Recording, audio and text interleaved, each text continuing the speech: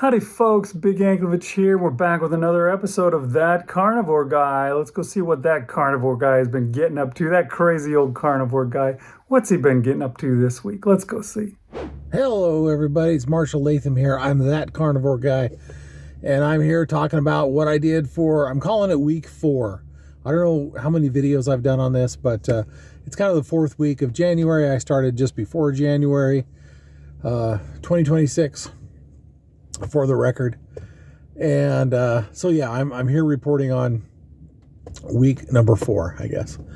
How did I do? I did all right. I was a little bit disappointed. I told you I would provide you stats on my weight, how I was doing with that. I've only been calculating my weight or tracking my weight again. I kind of took a break from doing that in December. But anyway, I started like the 2nd week of January, or like the 12th or something like that, whatever. And I started tracking it again. So I only have, 3 weeks worth of data. But the first week, last week when I weighed in, I had lost just about 6 pounds. And I was pretty proud of that, pretty happy with that. I was like, okay, we're on the right track. We're going forward. And I weighed in today, and I had only lost a pound. Again, I've lost, so I haven't gained any weight. But yeah, I'm supposed to be going gangbusters here, right? I'm supposed to be losing, 5 pounds a week. I don't know if I can always keep that up, but I should at least lose more than 1 pound a week, I think, at least at the beginning. Seeing Big's videos, when he gets frustrated because, he's going up and down within 10 pounds. And I get that, but he's in a harder spot. Like he's at the tail end of his journey. And so it's harder for him to lose weight. He has to do more. He has to eat, more responsibly. And I should be eating responsibly too. And I am. I'm staying within the carnivore diet. I am not going outside of that. But I was expecting to lose another 5 pounds or something like that. And I only lost 1 pound. And I guess, I talked about last week about going... oh yeah, I did get a video, or I did take a snapshot of my weight loss graph, such as it is at this point. But hopefully we'll see another big downturn the next time I share that with you. Probably next week. I guess I can make that a weekly visual.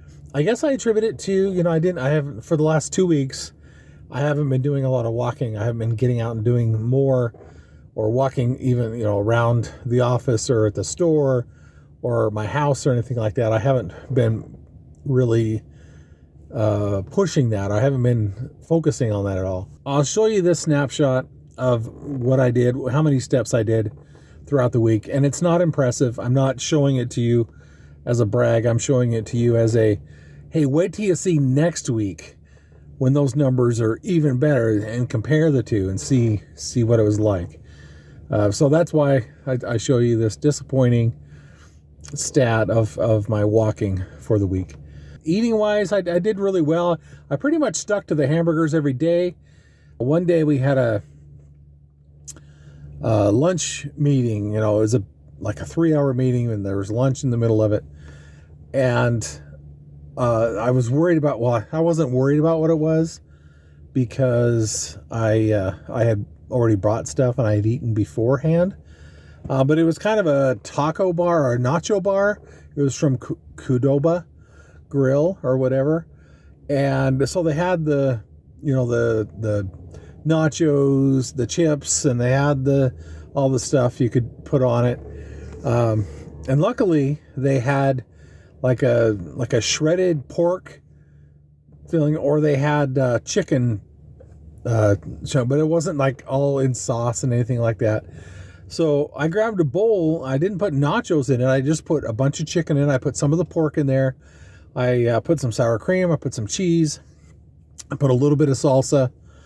And that was my bowl. I didn't have to put the nachos in. I didn't have to, eat the bad stuff. There was enough good carnivore food there that I could eat. I mean, I know the salsa isn't carnivore, but I'm not too worried about eating salsa is gonna gonna kill me or anything like that. The carb content of the salsa is not high. I guess tomatoes, whatever, it might have a little bit of carbs in there, but it wasn't the pico de gallo kind of thing. It was just the runny salsa kind of thing. And I didn't put a lot in there. I just put a little bit of flavor in there. But I mixed all that up. It was tasty. It was good. It filled me up because I'd already eaten a little bit before. And we just went on.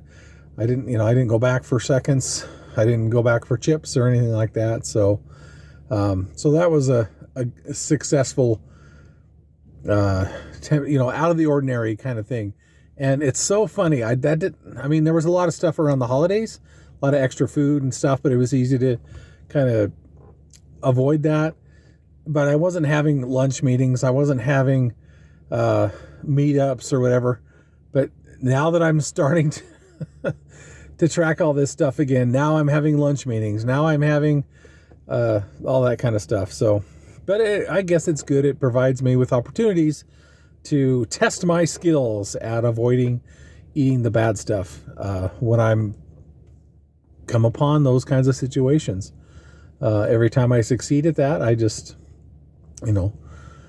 train myself to overcome that. But I think the eating beforehand is the best strategy there, because then you're not extra hungry going into this long lunch meeting, and you're just wanting to eat the food that everybody else is eating.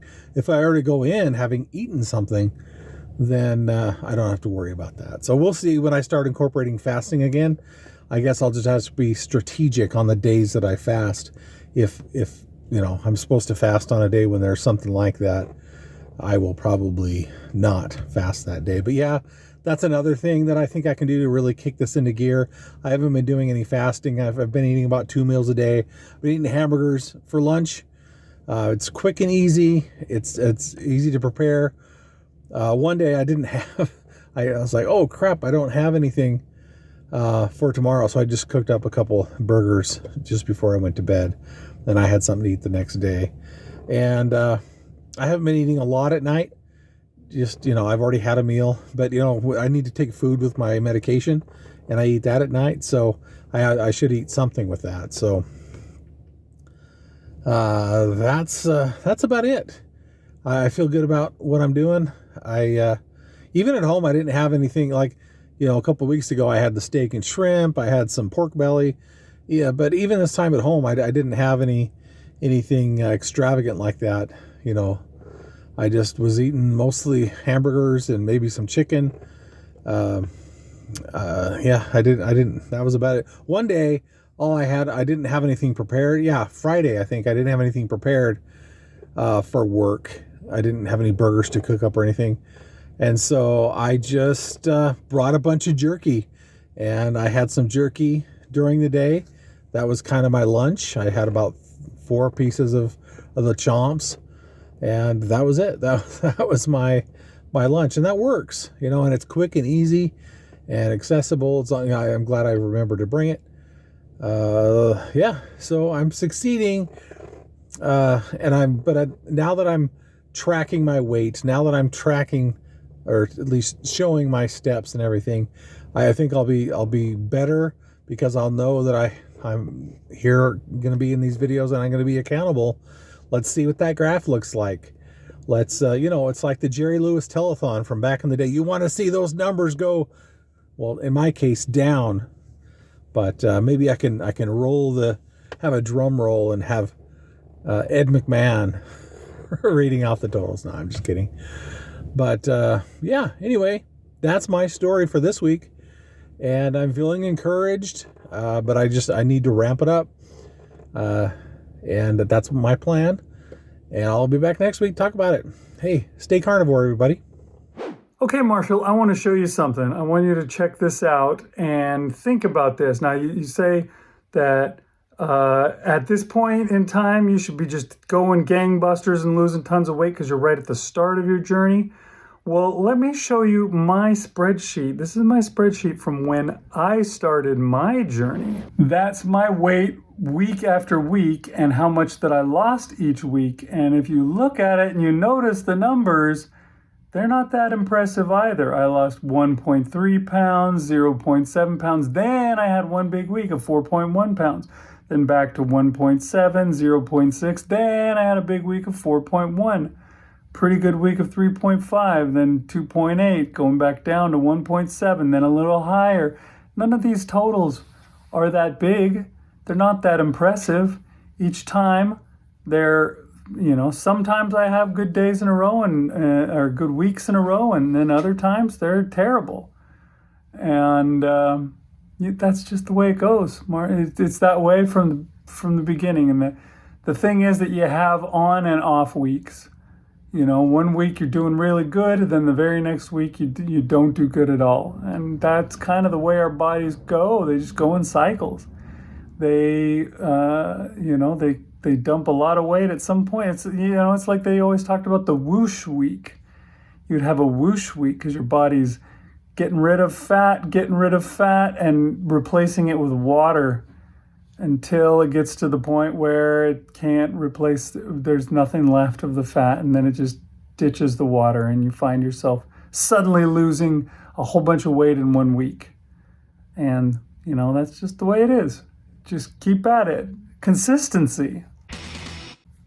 Yeah, you just keep at it. Your weight loss totals at the end of every week aren't going to be consistent, but they're going to consistently go down. And that is the key. So don't get discouraged if you only got 1 pound off this time. Next time you might get more, or maybe it's the time after. Just keep at it. Stick to it, be strong, and you'll get there. All right, we'll see you guys next time on Big Anklevich on Health.